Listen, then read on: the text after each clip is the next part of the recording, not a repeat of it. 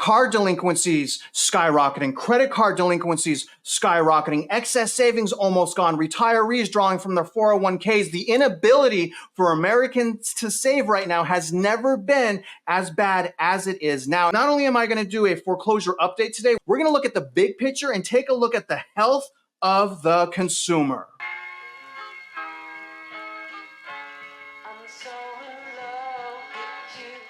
Today's video is going to be absolutely bonkers. Now, the data is in, and we got some really important data to go over as it pertains to the health of the consumer. Now, one primary factor when it comes to foreclosures and defaults is the ability of consumers to pay back their bills. I don't care what's happening in the economy. If consumers aren't able to make their bill payments, everything starts to fall apart. Now, where I want to start this video is by going to Zillow, and I'm going to show you guys a map of foreclosures. I constantly get people asking me, where do I find the foreclosures? Where do I find the foreclosures? So I'm going to show you once again how to set that up. And if you can, do not forget to like this video, subscribe if you haven't already, shoot me a comment below, and don't forget, share this video, and I would greatly appreciate it. But either way, you guys, I hope you get overwhelming value. So what you're looking at here is the map of foreclosures. So basically I can click on any state and it will pull up foreclosures. I am using Zillow. So watch what happens when I back out. So you see how I can kind of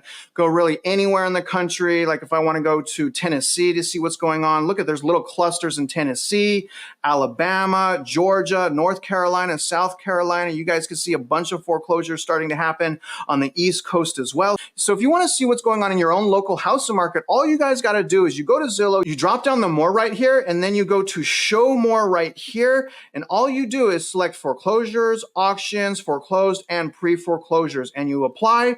And then right here, you can search any city you want, or you can just use the map. I thought this would be very valuable for anyone that wants to see what's going on in their own local housing market when it pertains to foreclosures. Everything's going to be linked in my description. The name of the Black Knight article is ICE First Look at Monthly Mortgage Performance. Delinquencies rose in September while foreclosure activity remained muted. We'll cover the bullet points and then we'll dip into all the data. The national delinquency rate rose 3.29% in September. Despite the rise, the delinquency rate is still 71 basis points below pre-pandemic. 30 days or more past due rose by 48,000 or 5.1%, marking the fourth consecutive monthly rise. At the national level, serious delinquencies or 90 days or more rose by 7,000 to 455,000 homes that are in serious delinquency rate. That's only 6.7% below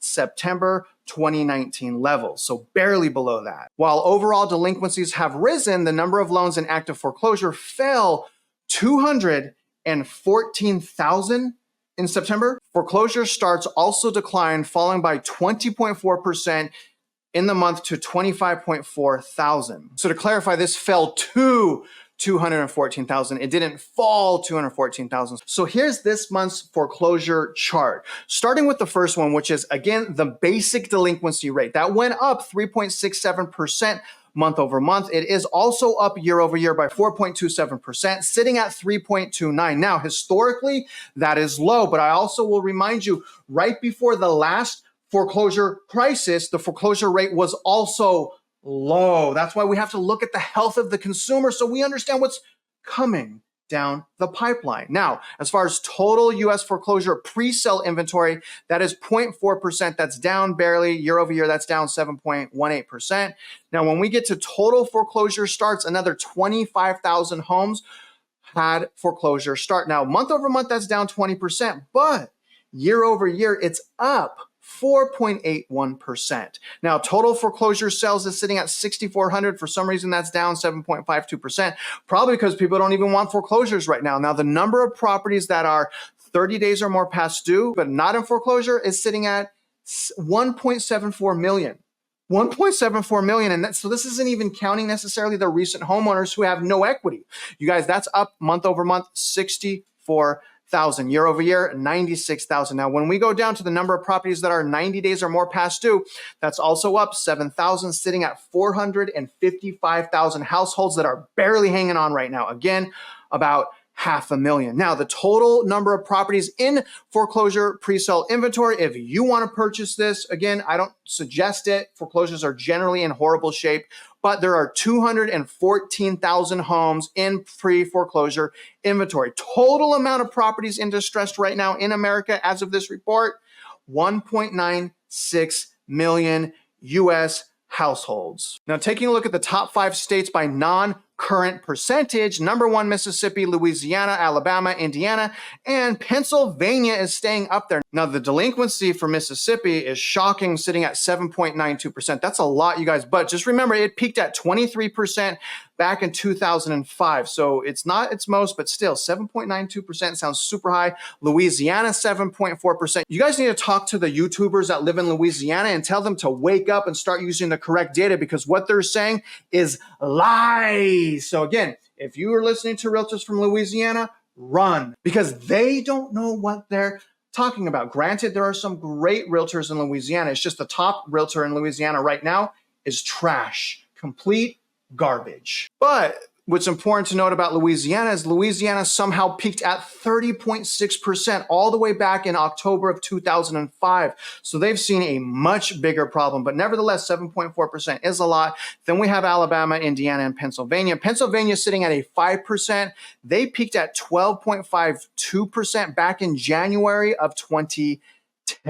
Now, here's the top 5 states for 90 days or more delinquency status. So very interesting that Arkansas and Georgia are on here. Now, Mississippi is number 1, followed by Louisiana. That's a high percentage, guys. It's sitting at, for Mississippi, 2.16% of mortgage debt in serious delinquency. So those are the families that are barely hanging on right now. Now, it's really interesting to note that it did peak at 10.43% all the way back in December of 2005.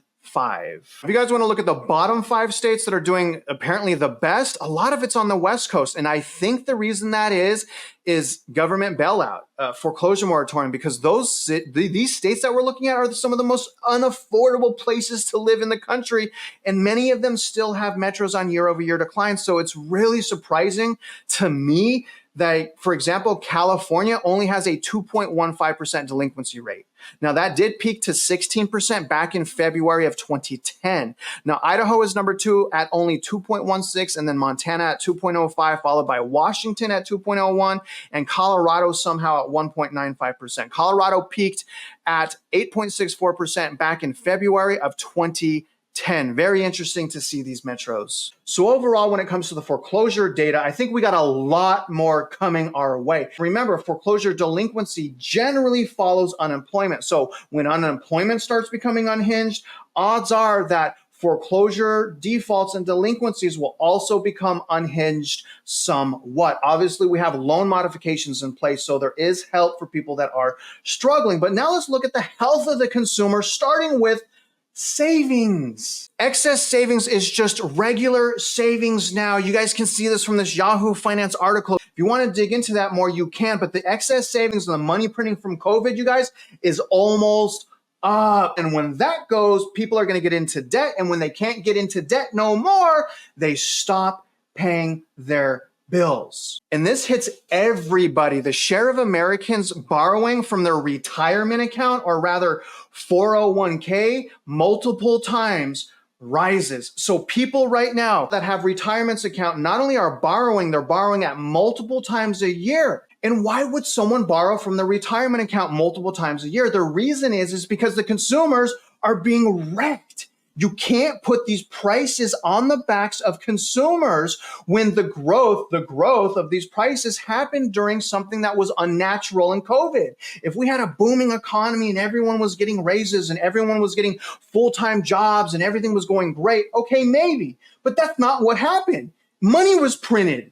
That's it. COVID, lockdowns, that's why we're in this situation, not because of normal fundamentals, and therefore, it's not sustainable. No matter how much debt they throw on the backs of the consumers, it's only going to last a little bit longer. In fact, it's not even lasting for millions of Americans that are suffering right now. We can really see the lack of ability to save when we look at the personal savings rate from Fred. You guys, we're only at 3.9. When we look at the 70s and 80s, everyone wants to compare the consumer to the 70s and 80s. You guys, during the recession in 1974, the savings rate was 13.4%. They save at a rate of 3 times faster.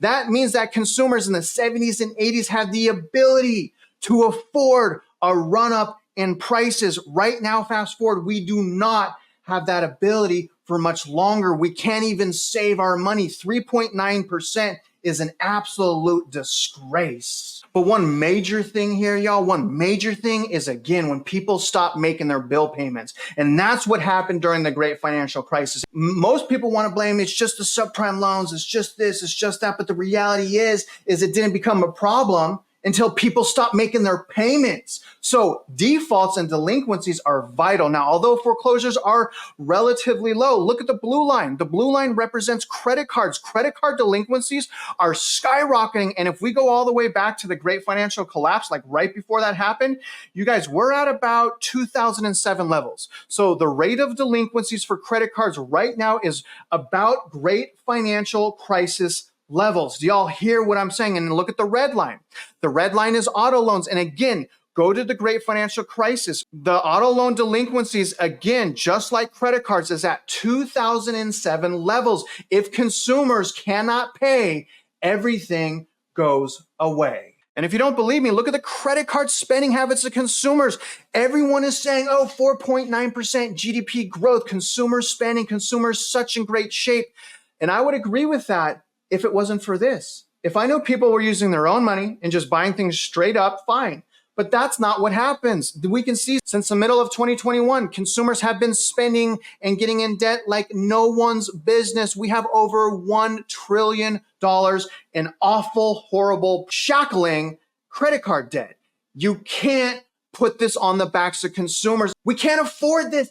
This situation doesn't work. Look at how much credit card debt consumers are in. And we see the problems escalating. This is the updated bankruptcy statistics for September, y'all. And I want to point out the Chapter 7 and the Chapter 13. Those are consumer bankruptcies. Now, if you look at the Chapter 7, that's up year over year, 16.9%. Chapter 13, which is more like homeowner bankruptcies, is up 11%. Now, corporate bankruptcies is up 125%. So not only are consumers suffering, we see that in the data. It took forever, it felt like, because of how much things lag and also the bank bailouts at the beginning of this year, but we're starting to see it. And not only are consumers getting ravaged right now, so are small businesses. And when small businesses go, like we see right now in the Chapter 11 bankruptcies, when that becomes unhinged, like it's starting to right now, what jobs are we going to get? If we lose our job, where are we going to go work? If there's a contagion and everything is spreading, I'm going to tell you guys, it's going to be hard to even get a job at Walmart. That's what happened to me during 2009. Don't forget that. Everything appears to be okay right now. But again, when we really analyze this data, we know better. We understand that it's a bunch of corporate biasness. It's financial biasness. It's over-optimism, right? It's foolish and reckless optimism. And that's what we're seeing right now because society works and the economy runs off of consumers getting into more and more debt. And specifically what I'm saying is they just put too much debt on our backs. And quite frankly, you guys, the average consumer can't survive this. I mean, I'm barely holding on myself. Yes, foreclosures are low historically, but that can change essentially overnight. Same thing happened in 2006 with how unhealthy the consumer is right now as far as being completely broke, having no savings, the delinquency rate shooting up. I don't think it's going to take very long for foreclosures to start going out of control, especially if you purchased your home in 2022 or later. If you purchased your home in 2022 or later, odds are you're upside down in your house. And those are the biggest people at risk. It's the people that cannot move. It's the people that cannot refinance. It's the people that can barely afford their mortgage payment, but do not have an ability to do those things because they have no equity. And don't forget, it can cost 8% to sell your house, and it can cost 3 to 4% just to refinance. And you need that in equity because if you don't have it, you got to come out of your pocket. So if your house is valued at $500,000, what's 4% of that? That's $20,000. Y'all want to bring $20,000 to the table when you refinance? I don't think so. I think right now, patience is a virtue. And if you're struggling right now, take my free home buying course. I made a free home buying course based on 22 years of my experience to give back to the community. If you're waiting right now, learn how to purchase. I'm not saying purchase, I'm saying learn how to purchase. That will be linked in my description. And we also have a Discord. If you want to be a bigger part of the real estate mindset community, join the Discord. All right. Now, other than that, guys, I really hope you guys got some overwhelming value, insights, and perspective. And if you're out there investing in real estate, you know I wish you luck. And I hope you, wait a minute, don't forget, like this video. And also don't forget, I hope you win.